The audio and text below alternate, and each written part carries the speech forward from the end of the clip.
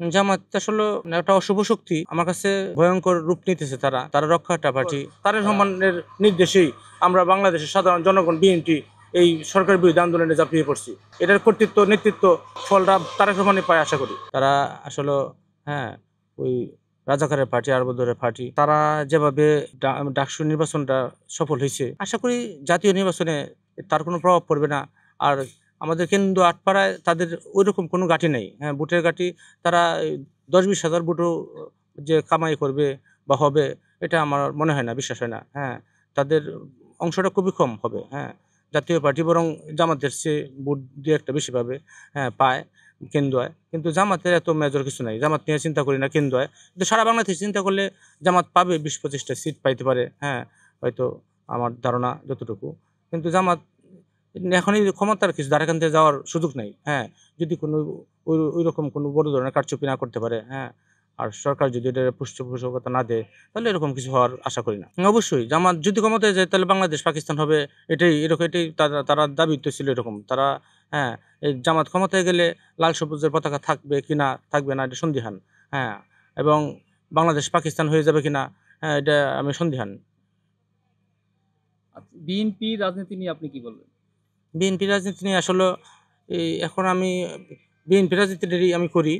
BNP রাজনীতিটা আসলে যারা ভুইপুর নেতা, যারা উড়ে আসে জুড়ে বসে, যারা অনেকেই দূর সময়ের মধ্যে খালেদা জিয়া, তারেক রহমান, শহীদ জিয়ার ছবি লুকাইয়া ফেলছিল, তারা এখন আইসা বিএনপির প্রধান উপদেষ্টা, প্রধান নেতা, প্রধান কিছু তারা দুর্দিনের তারা অনেক কিছু করছে। এরকম তারা খালেদা জিয়া, তারেক রহমানের ছবি টানায়া এখন অনেকেই বড়, বড় নেতা হইতেছে। কিন্তু আসলে প্রকৃতপক্ষে যারা ত্যাগী নেতা, হ্যাঁ? আমার জানা মতে কিন্তু আটপাড়ায় সবচেয়ে বড় অ্যা ত্যাগ দিছেন ডক্টর রফিকুল ইসলাম হিলালী সাহেব। উনি উম সর্বোচ্চ মামলার আসামি, হ্যাঁ? উনি আমার জানা মতে প্রায় ৬০ ঊর্ধ্ব মামলার আসামি এবং দূর সময়ের মধ্যে আমাদেরকে নিয়ে উনি, হ্যাঁ, ওই আন্দোলন সংগ্রাম করছে। আমি আশা করি উনি নমিনেশন পাবে, আমার বিশ্বাস, দৃঢ় বিশ্বাস। হ্যাঁ, উনি এমপিও হবেন ইনশাআল্লাহ। হ্যাঁ, কিছু হচ্ছে না, হচ্ছে না। আমরা প্রতিবাদ করতেছি। আমি গতকালকেও পোস্ট করছি যে জায়গায় বিএনপি চাঁদাবাজি করতেছে বা এই কিছু মামলা-হামলা বা মামলার ভয় দেখিয়ে টাকা অর্থাৎ কিছু এরকম আসছে, কিছু কাজকাম করতেছে। এগুলো আসলে আমার নেতার সাথে একটু হয়তো আমরা কথা বলবো এর ভিতরে, এগুলো প্রতিকার হয়ে যাবে ইনশাআল্লাহ। এগুলো থাকবে না আশা করি। এনসিপি আসলে নতুন দল। তাদের শুভকামনা করি। তারা যে টুমুরু ক্ষমতায় আসুক। আমি তাদের চাই তারাও আসুক গণতন্ত্র, হ্যাঁ, শুধু আওয়ামী লীগ, বিএনপি মানে জামাত, জাতীয় পার্টি ক্ষমতায় আসবে এটা চাই না। এনসিপি ক্ষমতায় আসুক চাই। তবে এখনই এনসিপির এমন কিছু হয় নাই যে তারা ক্ষমতায় আসবে বা ২-৪-৫ টা সিট পাইবে। এরকম কিছু হয় নাই। ওইরকম তারা যদি কারো সাথে জোটে না যায়, তাহলে তারা যে ২-৪-৫ টা সিট পাইবো, আমার মনে হয় না। আমরা তো আমাদের কেন্দ্র আটপাড়ায় এনসিপির ২-৫০০ ভোট বা হাজার ২-৫০০ ভোট আ সব মিলাইতে পারে কিনা? এটা তো কিছু মানে বাদ খেলে বাদ পড়ে এরকম। এনসিপির চাঁদা আমাদের দিকে ওইরকমটা তেমন একটা নাই। খুব সামান্যই আসলেও। খুব কম সংখ্যক লোকই এনসিপি করে আমাদের কেন্দ্র আটপাড়ায়।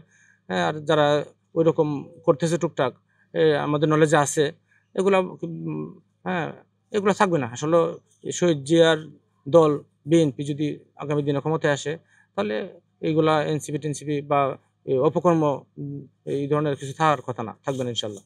আওয়ামী লীগ এই টার্মে অংশগ্রহণ করতে পারে কিনা আমার কে করবে? আসলে প্রধানমন্ত্রী শেখ হাসিনা যে অত্যাচার, অবিচার করছে, এখন তো উনি নিজেই নাই। এখন কারে দিয়া মানে নির্বাচনটা করাইবো? আমার মানে ওইখানে আমি একটু দ্বিধাহান, মানে দ্বিধাদ্বন্দ্বে ভুগছি। আর আওয়ামী লীগ ক্ষমতায় যাক, নির্বাচনে আসুক, আওয়ামী লীগ গণতন্ত্রে ফিরে আসুক, আওয়ামী লীগের শুভ বুদ্ধি উদয় হোক, এটা আমি চাই। আওয়ামী লীগ বাংলাদেশে আসলে যদি প্রতিপক্ষ না থাকে, তাহলে একটা পক্ষ থাকলে দিন না থাকলে রাতের মূল্য বোঝা যাইত না, রাত না থাকলে দিনের মূল্য বোঝা যায় না। তদ্রূপ আওয়ামী লীগ, হ্যাঁ, না থাকলেও বা অর্থাৎ বিরোধী দল না থাকলেও, হ্যাঁ, এক দল থাকলে বাংলাদেশে গণতন্ত্রের প্রকৃত মর্যাদা, মূল্যায়ন জনগণ পাবে না। তাই এই হিসেবে আমি আওয়ামী লীগের জন্য শুভ বুদ্ধি উদয় হোক। আমি দোয়া করি আওয়ামী লীগ তাদের আবার পুরনো ঐতিহ্য, হ্যাঁ, পুরনো নীতি আদর্শ নিয়া, হ্যাঁ, ফিরে আসুক। হ্যাঁ, তারা যেন গণতন্ত্রের পথে আসে। তারা এই জেল-জুলুম দিনের রাতে বা ওই অহেতুক নির্বাচন না দিয়েই হয়রানি কইরা কোনো নির্বাচনে যাওয়া, অর্থাৎ সরকার গঠন করা, এগুলা থেকে যদি পরিত্রাণ পায়, তাহলে আসুক, আমার আপত্তি নেই। হ্যাঁ, আমি কল্যাণমূলক জনবান্ধব সরকার দেখতে চাই।